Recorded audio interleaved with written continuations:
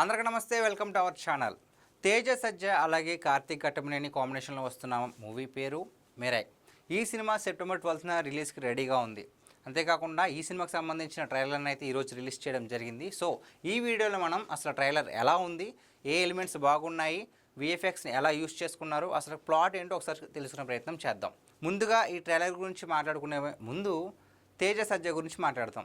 తేజ సజ్జ script selection చాలా అంటే చాలా బాగుంటుంది ఈ మధ్యన. సో అంతకుముందు వచ్చిన హనుమాన్ కూడా సూపర్ పవర్స్ ఉన్న బేస్ చేసుకున్న మూవీ. ఇది కూడా మెరై సూపర్ యోధ, ఇది కూడా సూపర్ పవర్స్ ఉన్న సినిమా అని చెప్పేసి ట్రైలర్ చూస్తే మనందరికీ అర్థమైపోద్ది. సో ఈ విధంగా చూస్తే కనుక మన తెలుగులో ఒక సూపర్ హీరోగా మొత్తానికి తేజ సజ్జ మంచి మార్క్ సంపాదించిన అవకాశం ఉంది ఈ సినిమా హిట్ అయితే కనుక. సో అంటే మెరై అసలు ఈ సినిమా ప్లాట్ ఏంటి, అసలు మనకి ఏ విధంగా మనకి కాస్త ప్లాట్ని తెలియజేస్తారో ఒకసారి తెలుసుకునే ప్రయత్నం చేద్దాం. ఫస్ట్ ఆఫ్ ఆల్ ఈ ట్రైలర్లో నాకు బాగా నచ్చింది విఎఫ్ఎక్స్ని చాలా బాగా యూస్ చేసుకున్నారు. అంతేకాకుండా గూస్ బంప్స్ ఇచ్చే మ్యూజిక్ ఇచ్చారు హరి గౌర గారు.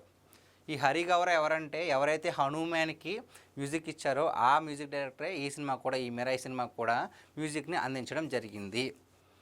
సో ప్లాట్ ఏంటంటే, ట్రైలర్ ప్లాట్ ఏంటంటే, ఒక దుష్ట శక్తి ఎవరైతే విలన్ ఉన్నారో ఆయనే మంచు మనోజ్ గారు విలన్గా చేస్తున్నారు దీంట్లో. ఆ దుష్ట శక్తి ఒక తొమ్మిది గ్రంథాలను దొంగిలించి ఏదో చేద్దామనుకుంటాడు. ఆ 9 గ్రంథాలు ఎవరి దగ్గర ఉంటాయి? హీరోయిన్ వాళ్ళ బ్యాక్గ్రౌండ్లో అక్కడ ఉన్న వాళ్ళ దగ్గర ఉంటాయి. సో దాన్ని కాపాడాలంటే ఒక యోధుడు కావాలి.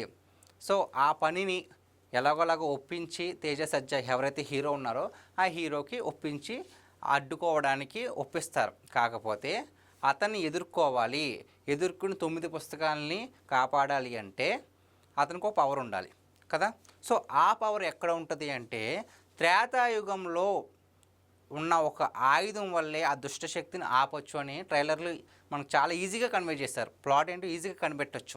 కాబట్టి ఈ దుష్టశక్తిని ఆపాలి అంటే గ్యారంటీగా త్రేతాయుగంలో ఉన్న ఆయుధాన్ని తీసుకొస్తే కానీ హీరో తలబడలేడు, పోటీ పడలేడు. అంత పవర్ఫుల్ వెపన్స్ కానీ అవన్నీ కూడా ఆ దుష్టశక్తి అనేది ఎవరైతే విలన్ ఉన్నాడో అతను అంతలాగా ఇంపాక్ట్ చేసుకున్నాడు అనమాట.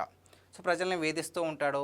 ఆ 9 పుస్తకాలు కనుక ఇతనికి దొరికితే ఇంకా విధ్వంసం మామూలుగా ఉండదు అని చెప్పేసి ట్రైలర్లో చూపించడం జరిగింది. అయితే ఆ ఆయుధాన్ని ఎలాగ హీరో పొంది వీళ్ళని ఎలా కాపాడుతాడు అని చెప్పేసి చాలా మంచి ఎంగేజ్ చేసిందండి. మొత్తం ట్రైలర్ కూడా మనం లాస్ట్ వరకు కూడా చాలా ఇంపాక్ట్ కలిగించింది. సో ఆ త్రేతాయుగంలో ఉన్నటువంటి ఆయుధాన్ని కాపాడడానికి అక్కడ గరుడ ఉంటుందండి, అంటే ఈగల్. ఆ ఈగల్తో ఫైటింగ్ కూడా చాలా బాగా చూపించారు. సో అంటే ఉండబోతుంది అని చెప్పేసి ఒక మంచి హింట్ అయితే ఇవ్వడం జరిగింది. సో ఇప్పుడు వచ్చేసి ఏంటంటే, ఇక్కడ ఈ కథ మొత్తం కూడా ఆ ఆయుధం అంటే శ్రీరాముడిది. ఆ శ్రీరాముని కూడా దీంట్లో ఇంట్రడ్యూస్ చేయడం జరిగింది. కాకపోతే ఎవరు అనేది రివీల్ చేయాల. శ్రీరాముడు అని ఈజీగా తెలుస్తుంది, కాకపోతే ఎవరు రివీల్ చేయాల. యాస్టీజ్ హనుమాన్ మూవీలో అప్పుడు హనుమంతుడు ఎవరో ఫస్ట్ రివీల్ చేయాల. దాని తర్వాత దాంట్లో రిషబ్ శెట్టి యాక్ట్ చేస్తున్నాడు అని చెప్పేసి పోస్టర్ రిలీజ్ చేయడం జరిగింది. సో దీంట్లో కూడా ఎవరు శ్రీరాముడు అనేది మనకి చెప్పడం చేయలేదు. సో ఒకసారి చూద్దాం.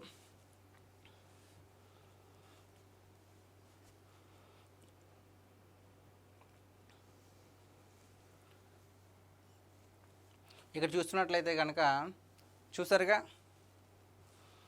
శ్రీరాముడు అని తెలుస్తుంది, కాకపోతే ఎవరా శ్రీరాముడు అనేది మాత్రం మనకి రివీల్ చేయలేదన్నమాట. సో ఇక్కడ చూస్తే కనుక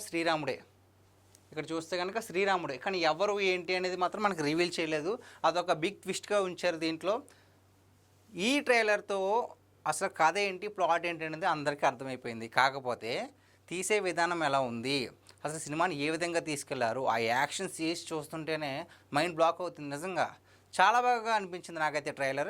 సో ఈ ట్రైలర్ మీద మీ అభిప్రాయం ఏంటి? ట్రైలర్ మిమ్మల్ని ఎంగేజ్ చేసిందా, లేదంటే ఇంకా బాగా తీస్తే బాగుండి అనిపిస్తుందా? సో ఈ వీడియో మీద మీ విలువైన అభిప్రాయాన్ని కామెంట్ రూపంలో తెలియజేయండి. Thank you.